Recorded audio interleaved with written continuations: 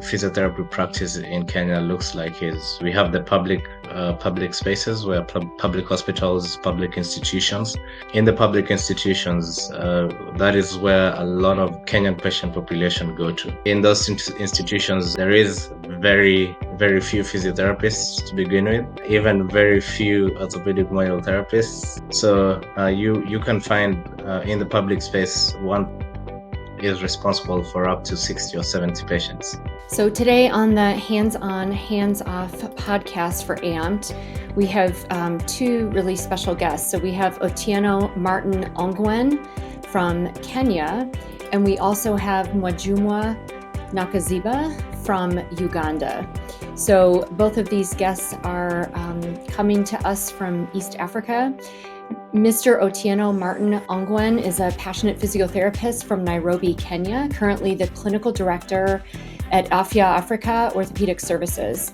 Mr. Ongwen has received specialty training in orthopedic manual therapy, cardiac rehab, pediatrics, neuro rehab, sports physical therapy, cancer rehab, as well as modern evidence-based pain science. Mr. Ongwen stands out as a dedicated educator and a clinical mentor to a number of physiotherapists in Kenya and East Africa region. He occasionally teaches at the Kenya Medical Training College for the higher diploma in orthopedic manual therapy program, and was the first Kenyan to provide mentoring sessions for physiotherapists and other clinicians around the country. He stands out as a key contributor to continuous medical education to clinicians in Kenya and has been involved in bringing top educators from around the world to teach within Nairobi and different regions within Kenya. In addition to that, Martin has been involved in different humanitarian programs within Kenya, from training Kenyan runners on injury prevention and providing education, treatment of triaging patients in rural areas who cannot afford healthcare services. And it's for that reason that the Afya Bora Mashinani Good Health in Villages initiative was conceptualized. And I have a quote from Otieno, otherwise known as Martin, that I would like to share with you. My passion for OMPT Kenya and the rest of East Africa, that we get to have more than 1,000 clinicians who get to harness their clinical reasoning skills to improve the quality of life of patients in East Africa, especially in rural environments where resources are scarce, and that patients get to save the little resources they have on improving other aspects of their lives. To have physiotherapists trained in OMPT help bridge glaring gaps in healthcare in the East African region, from clinical practice, research, leadership, technology, and innovation, and the prevention of the steep rise of non-communicable diseases. So I had the pleasure of interacting with Martin at a conference, and so I'm so happy that he's here today. And I'd also like to welcome his colleague, Mwajuma Nakaziba from Uganda. So Ms. Mwajuma Nakaziba is a strong advocate for physiotherapy and women leadership in Africa from Uganda. She's a clinical physiotherapist and holds a bachelor's degree from Mbarara University of Science and Technology. As a clinician, she practiced general physiotherapy, but with passion in postpartum rehabilitation. Currently, she is pursuing dual programs, so an advanced diploma in pelvic and reproductive health at Amref International University, Nairobi, Kenya, offered by the Jackson Clinics Foundation. Concurrently, with a master's in business administration with specialization in project management at University of Europe for Applied Sciences at the Berlin campus. She has previously been a presenter at the World Physiotherapy Congress Online 2021 and panelist at the IFOMT Basel in Switzerland in 2024. Additionally, she holds various leadership roles in the profession, currently serving as the Secretary General of the Uganda Association of Physiotherapy, as well as the Public Relations Officer of the East Africa Community Physiotherapy Organization. She's driven many activities that have led to the growth of physiotherapy in the East Africa region. Through the regional collaborations, she has spearheaded the implementation of higher national diploma specialization courses in Uganda, such as orthopedic manual physical therapy. And a quote that I asked her to give us about her passion for OMPT practice is the following: I find fulfillment in helping people reach physical abilities to maximal potential, but also the fact that I can collaboratively help them address their individualized needs with designed, personalized treatment plans, while creating a source of empowerment for them to have control over their health. OMPT practice in my country is the most popular in our practice, but non-existent in terms of the clinical specialization. Despite this, there is a lot of potential for growth since most of the physiotherapists are drawn to treatment techniques within this field, which they try to adapt, but still limited because of high patient workloads, limited resources, and clinical expertise. So at this time, I'd like to bring to the podcast our two very special guests.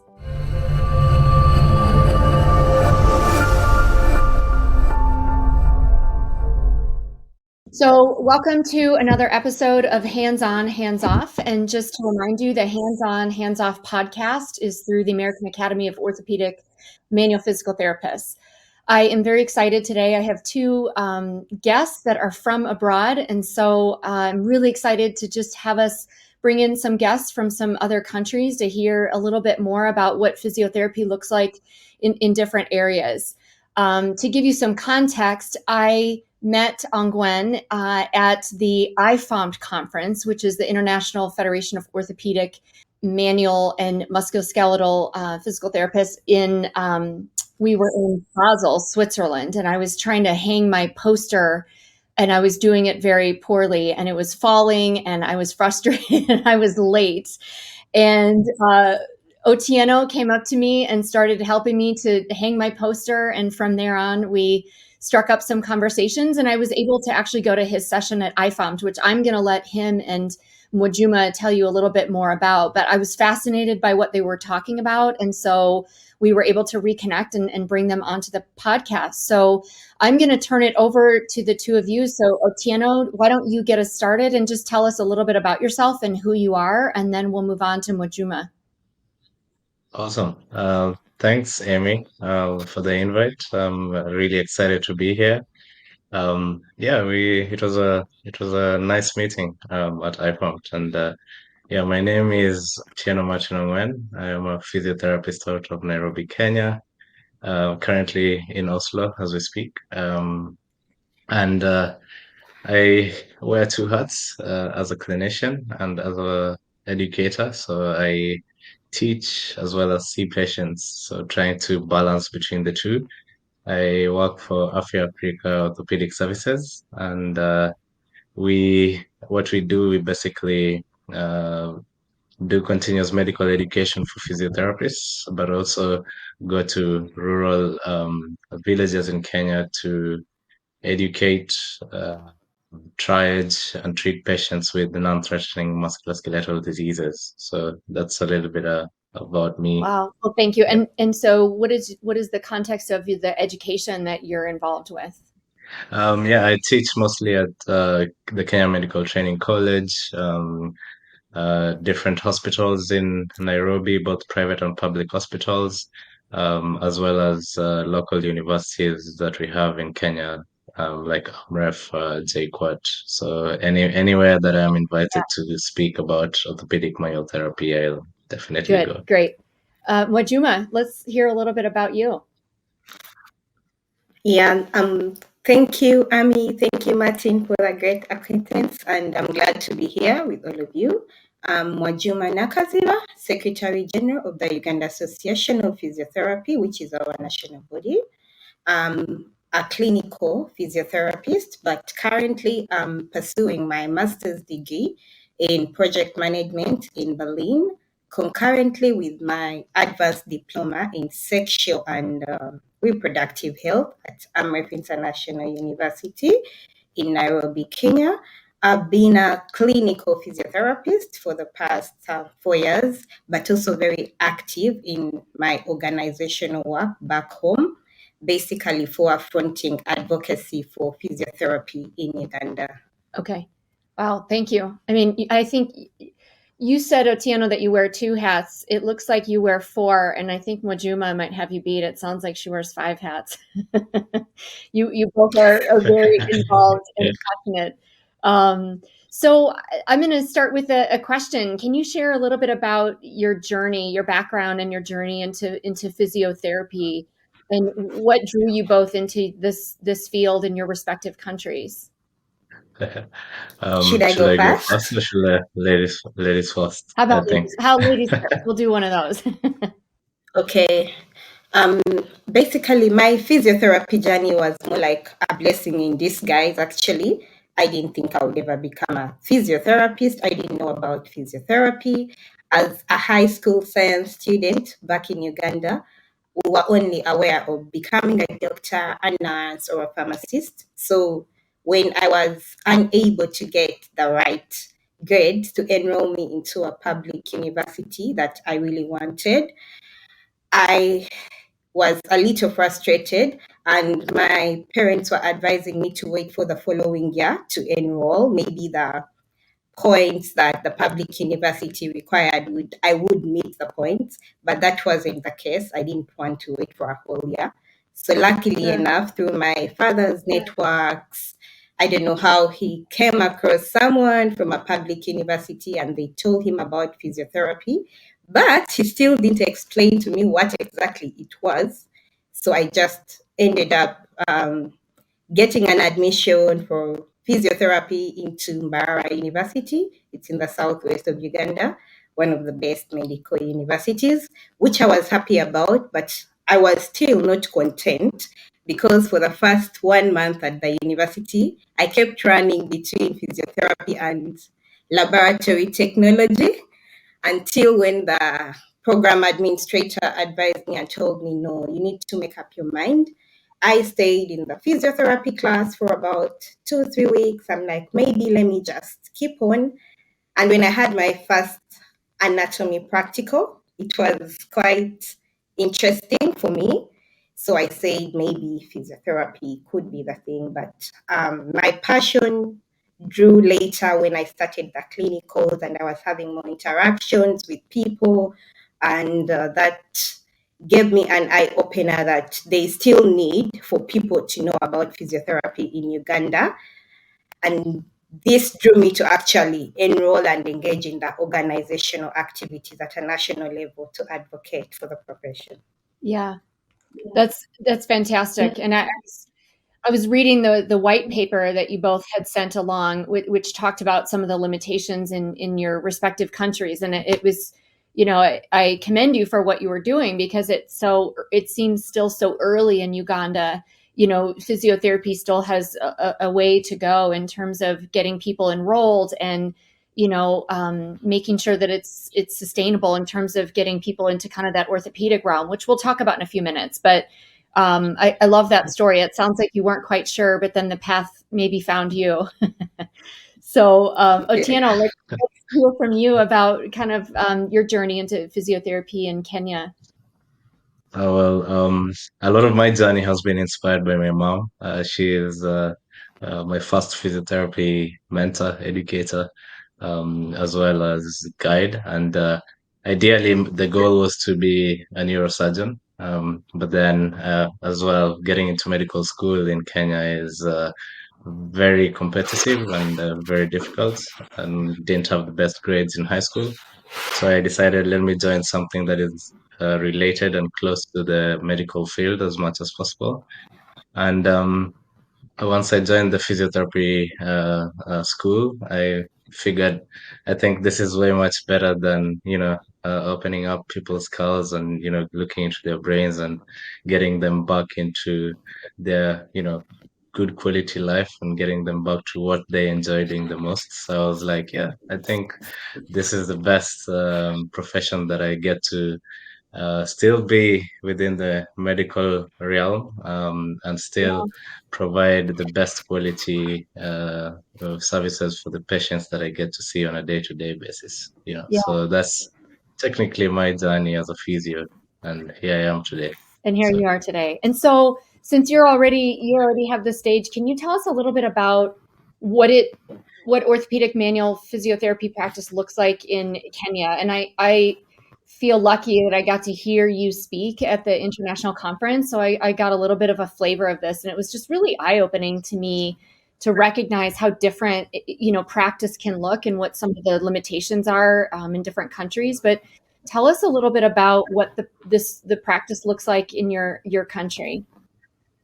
yeah, well, orthopedic manual therapy ideally started around let's say the first cohort graduated in 2012.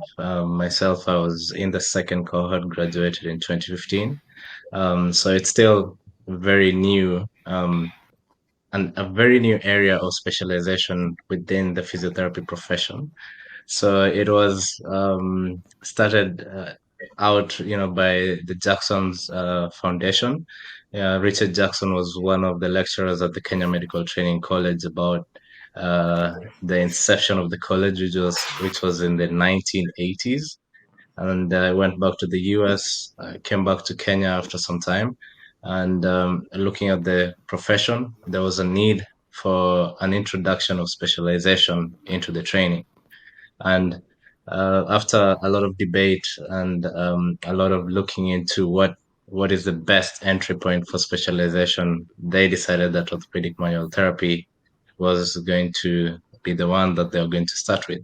So that Right. is how it did start around that time. And ideally, it's what they did. They took the orthopedic residency program that is similar to the one in the US, where physiotherapists already who have been practicing or who had just recently graduated went back to school again and did both deductive and inductive training, where you had a bit of online training of the program, Yeah. and practical classes. So every module, so the classes were divided into different modules where we had foot and ankle, hip and knee, and every module had like 2 weeks, a 2 week period of time where people came into school after studying online for like around 3 months.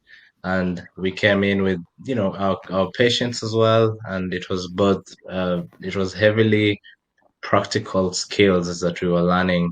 And they did bring different lecturers from the US Yeah. into Kenya for the 2 week period that we were in classes. So it's pretty similar to the orthopedic residency in the US, but since the bureaucracies of training in Kenya, they couldn't um, introduce it at a university level. They had to introduce it as a higher diploma Yeah. in the college, in the Kenya Medical Training College. So there's very different politics surrounding healthcare, and one of the major challenges was trying to introduce advanced training into university. Yet we did not have a bachelor's degree at the time that is already training physiotherapists. So that is Yeah. technically how the journey of orthopedic manual therapy started. Started. And was it hard to find physios that were interested in pursuing the advanced training? Is that something you were a part of, which is trying to grow interest and educate people on what it means and how it could change practice? What was that like? Yeah, in the beginning, it did take a lot of convincing. Well, technically for me, I think it was pretty easy for me to just join the class because I was already 2 years into practice as a physio, and Yeah. back as a student, I always kept wondering, why are we treating patients for 15 years with back pain? Why are we doing the same procedures of Yes. treatment that are not working? What is it so special about physiotherapy? So I was at the point where I felt like, physios are not technicians. We are not people to just put TENS, hot packs, cold packs. If you look at the referral Yeah. pathway of what physio looks like in Kenya. You have a doctor refer patients to you with a list of instructions, and with those, we still kept treating patients for as long as 10 years. So you had patients files as huge as this. Wow. So I was like, okay, I need to figure out what is it in physio that we can do to improve the quality of our treatments and the lives of our patients. So that it was easy for me to go back to school, but Yeah. we had to do a lot of convincing for other physiotherapists to join. And there was that notion that why are we being trained by foreigners, and what is so special about um, this foreign type of training that we don't have here, Sure. so that was it wasn't easy to build up the numbers, but we did a lot of work in trying to do free continuous medical education in different parts of the country, and people were like, "Oh wow, you've only seen this patient once, and there's massive improvement. What is it that you did?" And then I was like, "Yeah, I went back to school, and if you really want to know more a lot about what we did, is you have to join the bandwagon." So after a series, after the first three cohorts graduated, people started, patients, when patients start to say, "I want to be treated by so and so," the other physios were like, "Okay, what does so and so do that is different from what I Yeah. do?"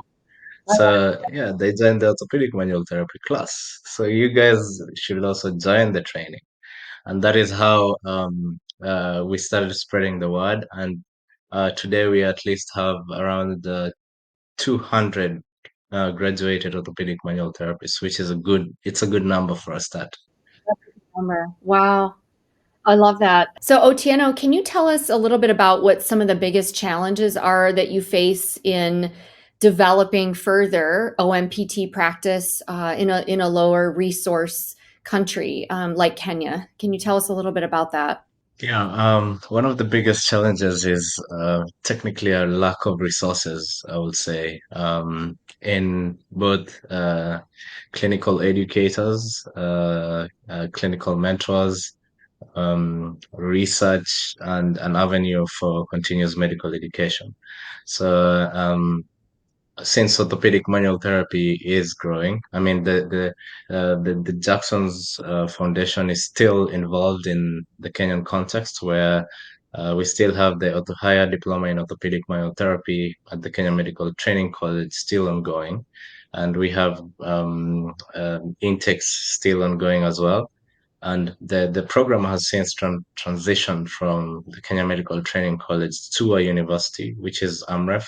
So since it's a university, it makes it a lot more lucrative, because then there's a question of um, where would I join a higher diploma, yet my salary scale still remains the same. So one of the motivations for Right. people to go back to school is because for one reason or another they want an increase in their pay rise, right? They want their quality of life improved by the education that they get. So for a long time that has still remained the same. So technically that's a different story, but it's still one of the challenges is despite getting into continuous medical education, spending time and resources to advance education in the field, we still remain at the same salary scale for physiotherapists, especially those working in I, government institutions. So that becomes a demotivating factor. But the fact that it has moved through a university, it makes it a little bit easier for the bureaucracies and policymakers to decide that, hey, that is an advanced education, and with advanced education comes a higher pay. But still, there's a lot of people working in the background to try, and improve, you would talk around with policymakers. But yeah, a lack of resources where we need more clinicians coming in. And this is ideally, it's not the same as in the US where there's a lot more continuous medical education platforms, both yeah, online and in-person platforms where physiotherapists can always go to, number one, upgrade the skills that they already have. Number two, remind themselves about what some of the things they forgot. With practice comes redundancy, right? So we tend right. to remain to some of the old methods that we tend to use. But if you have platforms where we are continuously reminded to improve, we are continuously reminded that there is new research out there that has come out to improve. managing foot and ankle pain, for example. Yeah. Yeah. So those are some of the areas, research, a lot of resources, a lot more clinical educators in the field, and also one of the biggest challenges as well is we had people come in to upgrade to do the orthopedic manual therapy training program, but then Hmm. after all these months, hours of clinical training and practice and learning, when they went back to their institutions, they were taken to the burns unit. They were taken to the pediatric unit. So Yeah. it's I see. the transition of knowledge from all the knowledge that you've amassed, and then you go back to your institution, and then you're taken to a department that does not foster your skills and training. Then it becomes almost like, oh, I just have another certificate to my name, but it does not Yeah. translate to clinical practice. So those are some of the challenges. And also, a lot of times, if you look at the motivation of why people go back to school or continuous education, is the money factor, right? Once they get a promotion, all they needed was to study a little bit more, get promoted, and then after that they go back to either managerial skills. So there's no transition of knowledge and Yeah. skills into practice. So those are some of the challenges that we face in the Yeah. orthopedic manual therapy space. And you're right, that's a big challenge. If you're finding the people that want the advanced training and the education, but they're not going back into a practice setting that allows them to utilize the new skills and grow the new skill set, it almost stops there. So I mean that sounds like a difficult thing, but it's important to hear about what some of those challenges are. Mujuma, what are some of the biggest challenges that you face in developing OMPT practice in Uganda? Of course, the biggest challenge is the resource constraint. We do not have resources to advance our trainings, and currently, even the few therapists that are interested in OMPT have to go to Kenya to study, and like there are lots of costs that they have to incur just to get this kind of specialized training because we don't have it available in all the institutions in our country. But looking at the other side is even the basic facilities sometimes do not have the necessary equipment like privacy in their spaces. So people cannot even practice the hands-on OMPT because one is having a small physiotherapy clinic and maybe just one bed, no curtain. So you're limited to even do the basics that you can know or know how to do. But the huge and most biggest challenge is the high patient therapy ratio. Uganda has a population of over 48 million people, and we are just 500 therapists in the I, country. So sometimes you would want to deliver quality, individualized care, but you're limited. You cannot do your manipulations to get the effective or the efficacy of the treatment because you need to see maybe 8 or 10 patients in just maybe 4 or 5 hours. And Mhm. even if you look at the private facilities where people have to still pay for the service, either way, like you're going to find maybe 1 or 2 therapists because the facility cannot afford to pay more than 5 therapists. So that's one Yeah. of the biggest challenges. And Otieno, can you one of the things I found interesting at your presentation, and I found was just talking about the volume of people that you could potentially see that you don't necessarily have time for. So what are some of those examples of what practice looks like in a day? Like what does that look like for you if you're treating people? Yeah, I was a little lucky because I was in private practice, and so if you look at how uh, uh, physiotherapy practice in Kenya looks like, is we have the public spaces where public hospitals, public institutions. In the public institutions, that is where a lot of the Kenyan patient population go to. And in those institutions, as Majuma has mentioned, there is very, very few physiotherapists to begin with, even very few orthopedic manual therapists to add on top Yeah. of the few number of physios in general. So you can find in the public space one patient is responsible for up to 60 or 70 patients. Now, the thing about orthopedic manual therapy in the outpatient departments was since the clinicians were trained on good clinical judgment skills, there was very minimal time in terms of kind of like deciding, clinical pattern recognitions. What could this be?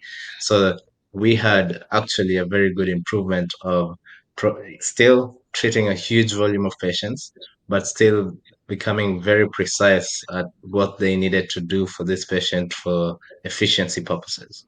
So it Yeah. was it was it was it was great in that sense that we had clinicians who were trained in orthopedic manual therapy, very good at kind of like picking up clinical patterns, um, picking up one of the main challenges for patients and addressing that within the time frame that they had. So we had an increased number of patients being seen.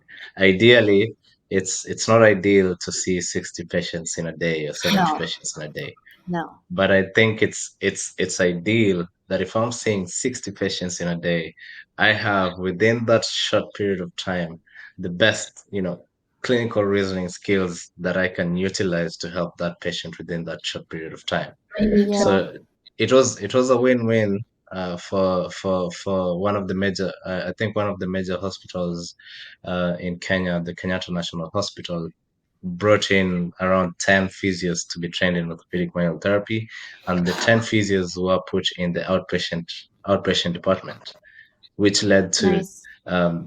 patients saying, we are getting way much better. The physios are efficient just because of the training.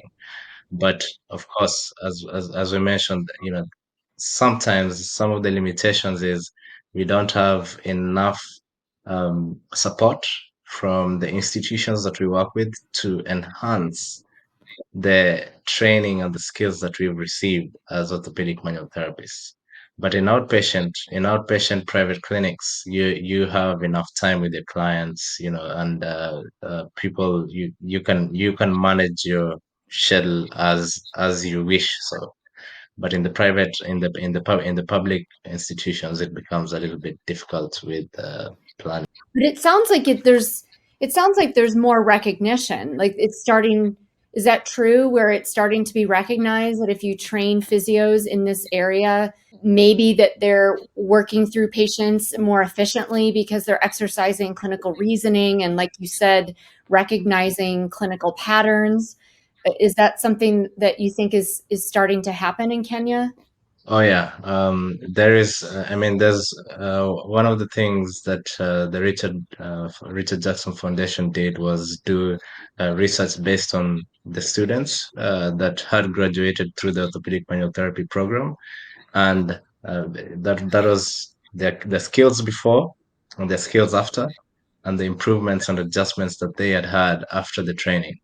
So we Yeah. have massive, massive improvements. Now, the main area is patients coming back and saying, I don't know what you did, but over the last 20 Yeah. years, I think what you did was what I needed for me to get better. So Yeah. the patient themselves started saying, we are getting better. We want to be treated by so and so. And the hospital was like, okay, if this is the lot that is making the patients get better, then this is a lot that needs to be in the outpatient department where most of the musculoskeletal Yeah. conditions are. So we have had a big improvement in terms of number one, patients actively selecting, I want to be seen by so and so. And number two is the institution starting to recognize that, oh, okay, we actually have physiotherapists who are really skilled at, managing some of the caseloads. And even the doctors now are starting to refer, you just go see the physio, just go That's see the good. physio. So it is it is starting to like, I mean, over the years it has tremendously improved, but we had to do a lot of work of going to different rural areas in Kenya to, talk about continuous medical education, talk about clinical pattern recognition in foot and ankle pain, for example, low back pain, neck pain, and also decided to go to Uganda.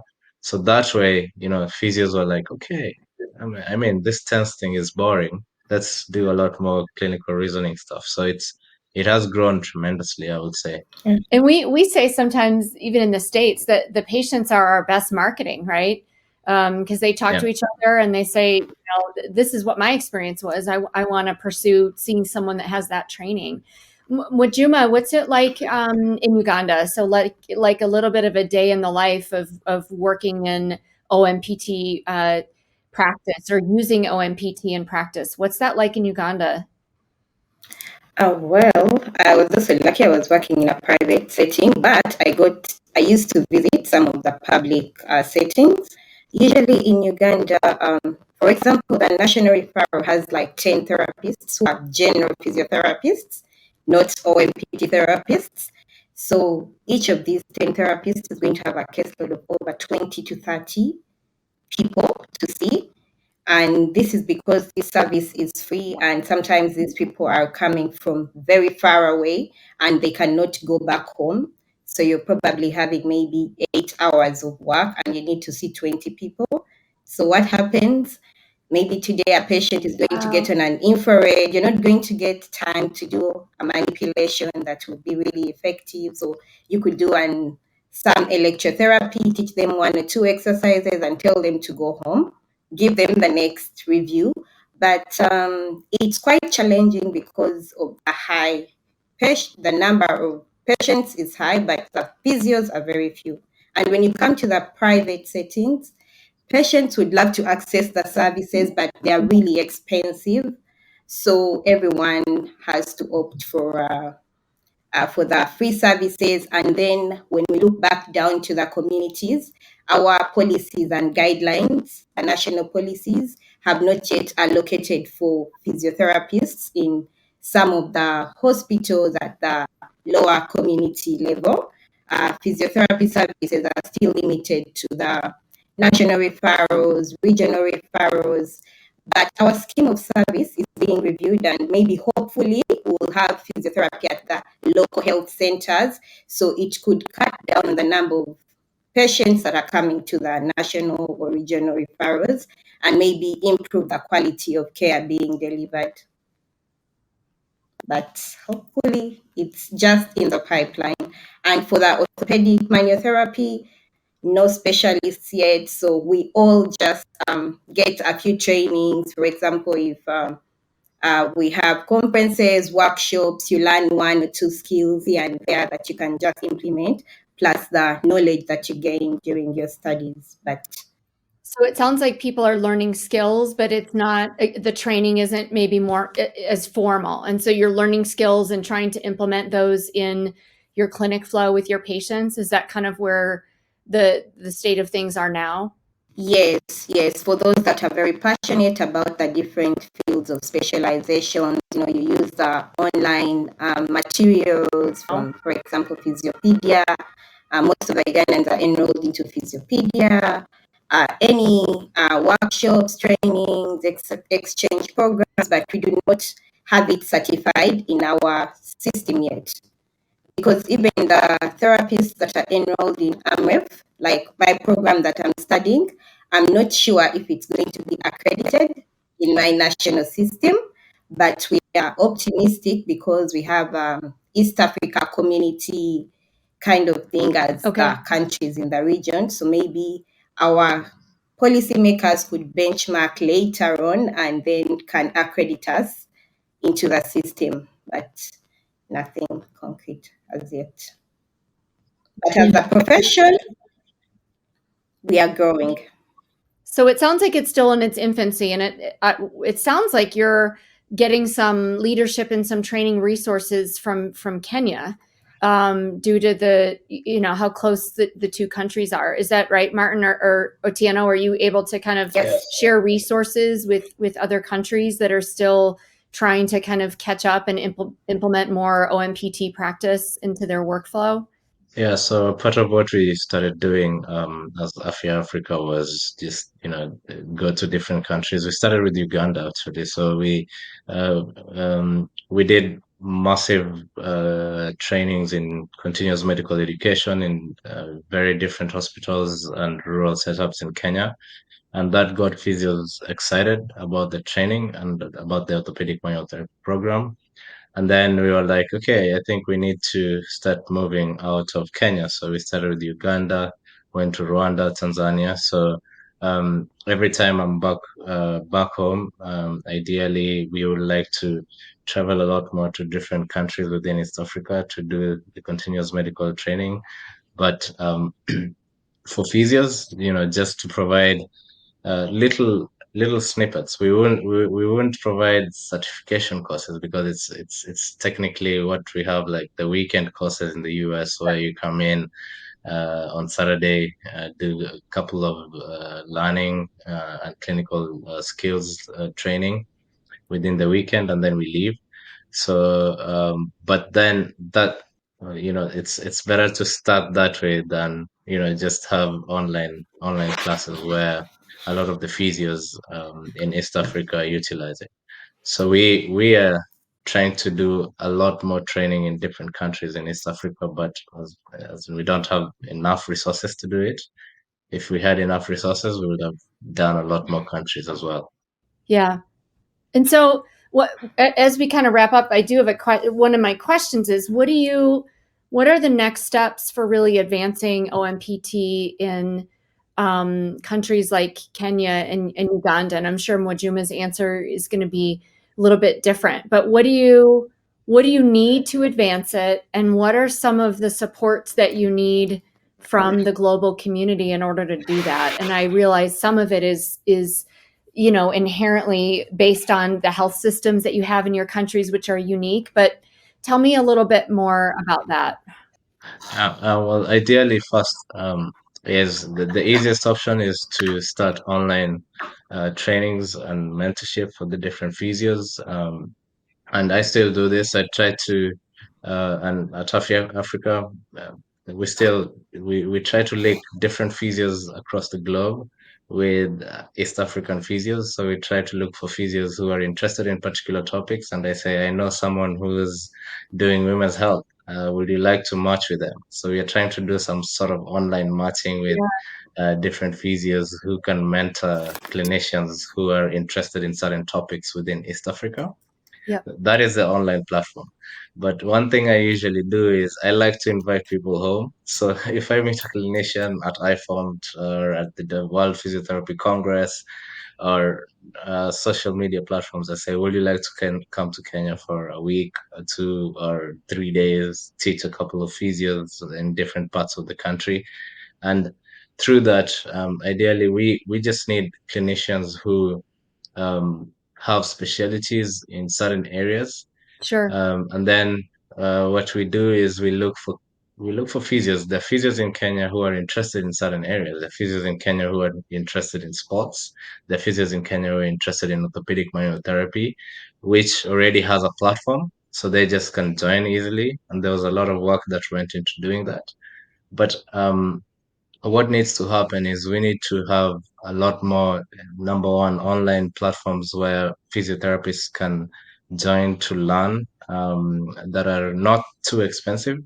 But my go-to Sure. is to have as many international physios come to Kenya for some time, teach, treat, interact with the local physiotherapists, because to me, that provides some sort of mentorship. I want to be like Amy, for example. I want to be like Brad, for example. I want to be like so and so because uh, that provides some sort of motivation for the physios in Yeah. East Africa. Yeah. And I think something that I think is important too, having gone to other countries and taught myself, is teaching the teachers, not just teaching the physios, but teaching the educators, and giving them the tools so they can, continue to teach physio students at the highest level possible for what's available in that country.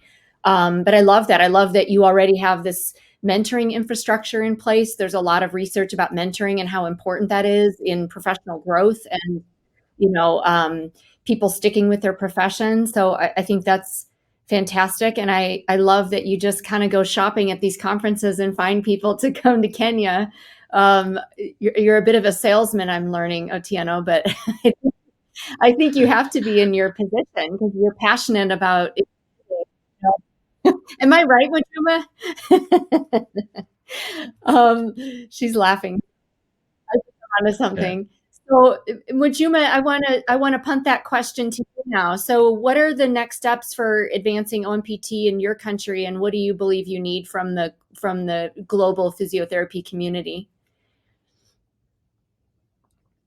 First of all, I would just want to be grateful for the regional collaboration of physiotherapists like from Kenya, Rwanda. It's been a very great stepping stone for us towards getting exposure about all these specializations. And currently, we are just having 2 physios that are enrolled into the Jackson specialized program. But this was because of the resource constraint, and other physios are reluctant because we do not have the program back home. It would have been much cheaper if we can have that training in our country, the resources that we need for such trainings in our countries. I believe we would have more numbers of physiotherapists enrolling to become OMPT therapists. But I think the other issue too is research. Is still the area of OMPT is still under researched. We conduct research studies, but we don't get to publicize our research. So even our policymakers are not able to recognize the importance of the programs. They're not able to acknowledge why do we have to have OMPT specialists in hospitals. So I think if we have more research and collaboration with the international community, especially in publicity and doing some projects, it would help you. Maybe the other thing that should been a very big cornerstone in physiotherapy growth in my country. So if we can still have a channel of mentorship for the OMPT therapy, elevate our standards. Yeah. Well, and maybe continuous advocacy is what. And I would just like to appreciate this platform, because I think if we continue advocating and, going out to conferences, becoming salespeople like Martin, maybe we'll have OMPT girl. Yeah, and I think it was so important that you brought your stories to the international platform, and I know you've done that before, but I think it's so great because as a clinician and an educator myself and a researcher, I think it's really important for us to see, what the differences are and what practice looks like in other countries. And I also think it's important for us to move everybody together, and not just advance what we're doing in the United States, but share the knowledge and share the research and try our best to bring it to other countries, because it's the right thing to do. We're all in it to provide better care for our patients. And so I want to thank both of you. You're both leaders in physiotherapy in your respective countries. You're both trying to move the needle and improve, access to the education and, to really move OMPT practice in your countries. And I want to thank you for all the work that you're doing. And I'm so glad that I was privy to hearing your presentation in Switzerland, because it really impacted me and made me think a little bit differently about, what we need to do as a family, as kind of a global community, to make sure that everyone is moving in the right direction. So I want to thank both of you for coming on the Hands On, Hands Off podcast through AMPT. It was really nice to have a conversation with you, and I know it won't be the last. Yeah, thank you for having us. Yeah, I mean, we could share a lot more, very specific experiences and how, orthopedic manual therapy has been for, most importantly for our patients. That is, to me, that is the most ideal reason for going back to school is to ensure that you have a lot more up your alley in improving patients' life. That provides quality, so any form of education that goes into um improving the quality of lives of our patients through our clinicians, then that is something that we need to look into the future for. And it's not just orthopedic manual therapy. Correct. It's oncology rehab. Yeah. It's looking at physical activity, exercise as prevention, rather than cure, Yeah. because our health systems are not even good at curing the sick. So we need to make our health systems very good at preventative medicine. And I believe physiotherapists have that opportunity to be the people at the forefront of preventative medicine. So, I totally agree with you. And I tell my students sometimes, even if you change one life, one patient that was impacted by your care and they can do something better or they have a better quality of living, it's totally worth it. You yeah. know, we would love to reach more, but even if it's just a handful, I think it really matters. So Yeah, and thank you. the Richard Jackson Foundation mantra is you teach one, you treat many. And that is also one of the mantras that we use. If you guys come in and teach, let's say 10 or 15 physios, that is going to be around 10 times 20 patients' That's lives right. affected, That's for right. the better. So yeah, So true. It matters. So thank you both so much, and I know that we will come together again soon.